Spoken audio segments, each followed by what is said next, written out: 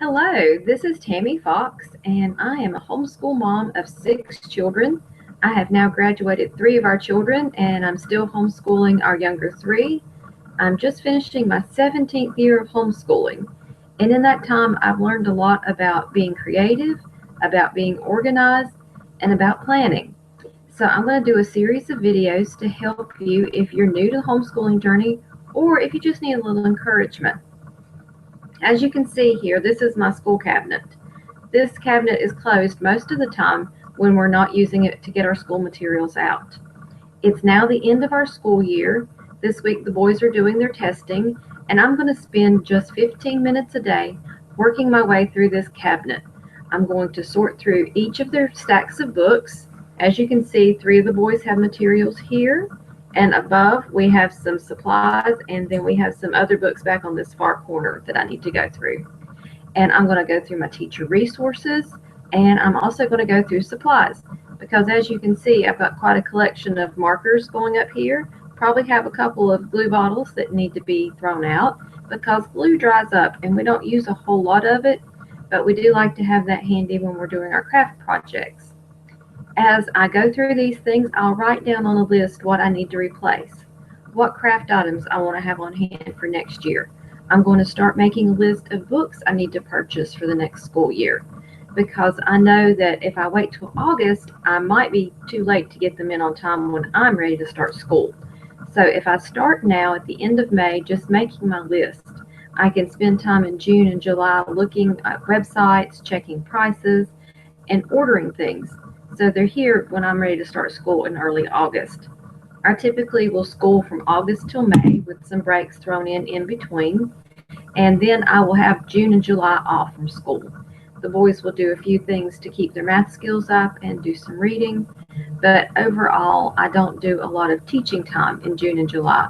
This is a time for them to just review skills and for me to have time to plan, to have time to play with them, to have time to organize other areas of my home. But one important piece of this whole puzzle for me is to use a timer. I've got a timer that I can use that's just a little timer and that's all it is. I can turn a timer on my phone, but that way I'm not going to burn out and make a huge mess. Because if I were to tear this whole cabinet apart today and put everything out here on this table, then I'll be stuck with it for several days. But if I just pull out parts of these stacks and go through them and have a trash can beside me, I can throw the things away that we don't need anymore. I can take books and put them back on the bookshelf. And if there's something that I need to use for another child the next school year, I can go ahead and put it on their stack and have it ready for them. So there is a whole process, if I take it step by step, that will not burn me out, and it will help me start my school year off better if I've done all this at the end of the year. So this is the last week of school. It's a good time to go ahead and do this. And if I find books that I've not used this year, it's okay. I'm not going to have any guilt. It may be something we add to next year. It may be something that I just don't think is going to work for us, and I'll get rid of it. So I want you to let go of the guilt that you've purchased a lot of books that you've not used. Really be discerning this summer looking at them. If there's one that you think you want to use for the next school year, go ahead and put it to the side for that. If you think that you're never going to use it again, go ahead and declutter it. If it's one of those you want to hang on to and make sure, find a place on one of your bookshelves that you'll go back through in a year's time. So next year this time, you're going to look at that little section in your bookshelf and say, did I use this book in the past year? If not, find it a new home. I don't encourage you to get all crazy listing things to sell online. That takes a lot of time and effort. For me to list something to sell online as a used book, it has to be one that's really in demand, that has a pretty good resale value. And I'm talking the book needs to sell for $20 or more for me to take time to list it. I would much rather give it to a homeschool mom in my local area. There is a bookstore that will buy books back and give store credit. So I have done that in the past where I've just quickly boxed up 3 or 4 boxes of books, taken them in, and then consigned them. And then I've used the store credit to buy the consumable workbooks I need for the next year. So there are ways to make this easy to let go of some of these materials and to give you some peace that you don't have so much stuff hanging over you. So when I do this series of videos throughout the week, I'll show you my progress through the cabinet.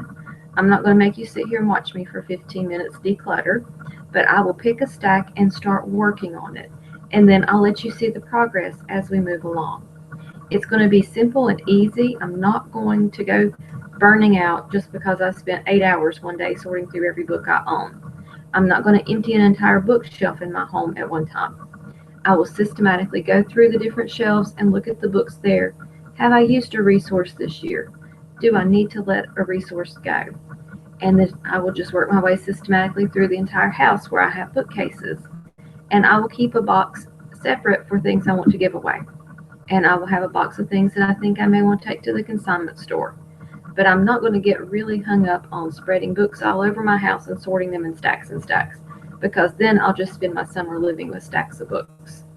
If you have too many books in your home that do not fit on your bookshelves, I want you to spend 5 minutes a day going through books and decluttering. And this may mean that you need to donate books on a regular basis. So look in your area and find some place that you can donate these books. For me, I will look at books that can be used for tutoring for students and take it and donate to the Boys and Girls Club at the Salvation Army, because they do after school tutoring. In the summer, they do tutoring, and they are very appreciative of having materials that they can use to teach reading and math skills to the students who come to the Boys and Girls Club. So there are ways to use these resources to benefit others when you're not using them. You don't want to feel like you're living with stacks of books surrounding your entire family.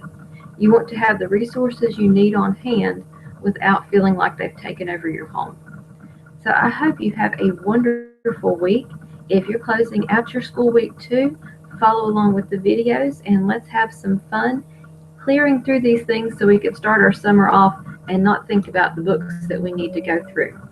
Have a great day, and I will see you again tomorrow and show you my progress.